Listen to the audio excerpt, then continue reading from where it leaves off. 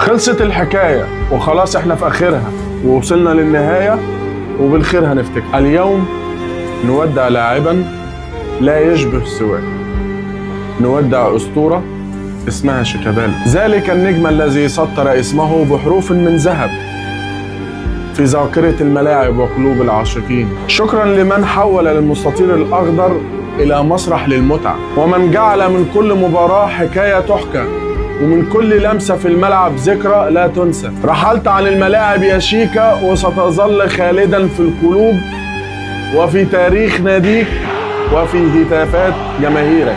شيكابالا يا فنان، مهاراتك فن والحان، اسمك بيهز كل مكان، اهدافك قصه بنحكيها، يا اسطوره عايشين لياليها، يا ابو قلب ابيض وبخطين حمر. ويا شيكا يا نجم النجوم، رفعت راسنا في العالي وباسمك بنهتف يا غالي. حبك في دمنا ده شيء مؤكد، مهما دار الزمن ومهما صار هتفضل في قلوبنا يا نجم الدار. شوف يا شيكا يا اسطوره، انت في الملاعب فنان يا رمز الزمان، وفي الكوره اسمك عالي وانا بحبك يا غالي. ودي رساله وداع من جمهور الزمالك ليك يا اسطوره، وبجد صعب علينا نشوفك بعيد عن الكوره، وستبقى دائما في قلوب الزملكاويه، واسمك سيظل خالدا بشيكا والاسطوره والفنان والفهد الاسمر والاباتشي.